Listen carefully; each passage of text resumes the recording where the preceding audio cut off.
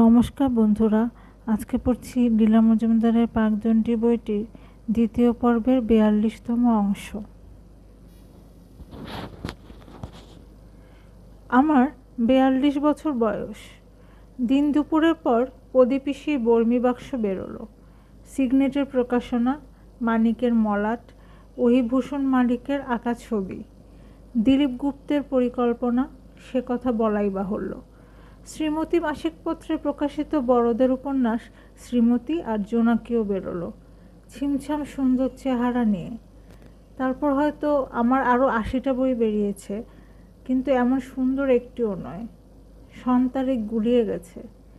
আনন্দবাজারের রবিবাসরে, যুগান্তরে, গল্প ভারতীতে, সচিত্র ভারতে রসের গল্প লিখি। সমবয়সী লেখকদের তুলনায় কিছুই করিনি। সমস্ত মন পড়ে থাকে ছোটদের জন্য লেখার দিকে। জানি ও পথে কেউ নাম পায় না, কড়ি পায় না, পুরস্কার পায় না, তবে এও জানি তাতে কিছু এসে যায় না। এখানেই আমার আসল কাজ। তবু নানা রকম রসের কথা মনে জমা হয়। সম্পাদকরা গল্প চান, লিখতে বেশ মজাও লাগে। তাছাড়া কতগুলো কথা গল্পের ভেতর দিয়ে পাচার না করলে হয়তো বলবার আর সুযোগই পাবো না, কিংবা বললেও কেউ শুনবে না, কিংবা চটে যাবে। তাই লিখলেই হয়। কিন্তু সত্যি কথাই বলবো, আমার হৃদয় মথিত করে, দম বন্ধ করে দিয়ে আর কোনোখানে আরও দুটো তিনটে গল্প বাদে বড়দের জন্য লেখা আমার কোনো গল্পের জন্য আমার হৃদয়ের মর্মমূলে নয়, বরং আমার মস্তিষ্কের উষ্ণ অসহিষ্ণু কোষে কোষে। সত্যিকার সাহিত্যের জন্ম সেখানে নয়।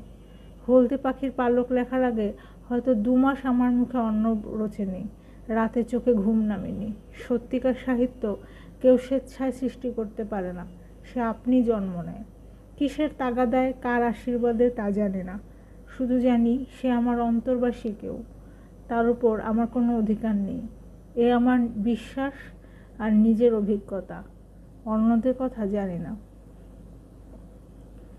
আমার স্বামী মাঝে মাঝে আমাকে মনে করিয়ে দিতেন, এত রকম বাজে কাজের জড়িয়ে পড়লে লিখবার সময় কি করে পাবে। বোঝাতে চেষ্টা করতাম, সময়ের জন্য লেখা বসে থাকে না। সময় হলে সে নিজেই সব বাধা সরিয়ে দরজা ভেঙে দেখা দেবে। আমি শুধু যেখানে যা ভালো জিনিস দেখি, শিশিরের উপর সূর্যের ঝিকিমিকি, নীল আকাশের বুকের শাড়ি, ছোট ছেলের গালে টোল, বাতাসের মুখে শুকনো পাতার ঘূর্ণি, উনুনের আঁচে দাবানল, সব জমা করি। যত শব্দ শুনি, টিনের চালে বৃষ্টি পড়া, গাছের পাতায় বাতাস বওয়া, মাথার ওপর বুনো হাঁসের আক আক শব্দ, বালির পাড়ে ঢেউ ভাঙা, দুরন্ত ছেলের নাম ধরে মায়ের ডাক, তাও জমা করে রাখি। যেখানে যত সুগন্ধ আমার নাকে এসেছে, লম্বা লম্বা কাহিনী শুদ্ধ আমার মনে জমা আছে। যত ভালো কথা শুনেছি, ভালো দৃশ্য দেখেছি, ভালো জিনিস ভেবেছি, সব রেখে দিয়েছি। সারা জীবন ধরে তারা আমাকে রাজ্যেশ্বরী করে রেখেছে। এখন যদি তাদের বিলিয়ে না দিই, তাহলে তাদের রাখবো কোথায়? চলে যাব তো খালি হাতে, রাজ্যের আনন্দ নিশ্চিন্তে ফেলে রেখে। ছেলে প্রি মেডিকেল পড়ে, মেয়ের ১২ বছর বয়স। তাদের নিয়ে গেলাম কার্শিয়াংয়ের ডাউহিলে। দার্জিলিং যাওয়া আসা করতে, সিনচর লেকে পিকনিক করতে কার্শিয়াং রেল স্টেশন আমার খুব চেনা। একদিকে তাকালে নিচের সমতল ভূমি দেখা যায়, নদী, নালা, গাছপালা, ধান ক্ষেত। আরও কাছে চা বাগানের লাল টিরার চালের বাড়িঘর। কিন্তু শহরটা একেবারে রসহীন। গাড়ি চলাচলের একটা চওড়া রাস্তা, সেই রাস্তা থেকে নিচের দিকে গুটিকতক পথ নেমে গেছে, আর ওপর দিয়ে ডাউহিলের খাড়া পথ ১২০০ ফুট উঠে গেছে। ওই পাহাড়ের গায়ে কতগুলি মিশনারি প্রতিষ্ঠান, একটা বড় গির্জা, কতগুলো ফিরিঙ্গি বোর্ডিং স্কুল। অনেক উপরে আঁকাবাঁকা ৫ মাইল পথ জুড়ে পশ্চিমবঙ্গ সরকার পরিচালিত ডাউহিল স্কুল, একটা ছেলেদের স্কুল, বন বিভাগের একটা শিক্ষা কেন্দ্র, যক্ষ্মা রোগের আরোগ্য নিকেতন ইত্যাদি আছে বলে শুনতাম। নিচে দিয়ে এর আগে কতবার যাওয়া আসা করেছি। ডাউহিল পাহাড়ের অপূর্ব সৌন্দর্যের বিষয়ে সন্দেহও করিনি।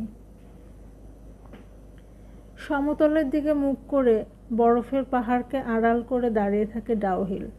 তার মাথার উপর দিয়ে পুরনো মিলিটারি রাস্তা একেবারে দার্জিলিং অবধি চলে গেছে। তবে সাধারণ লোককে সেটা ব্যবহার করতে বড় একটা দেখা যেত না। পাহাড়ের মাথায় চড়লে হিমালয় নিজে এসে ধরা দেয়।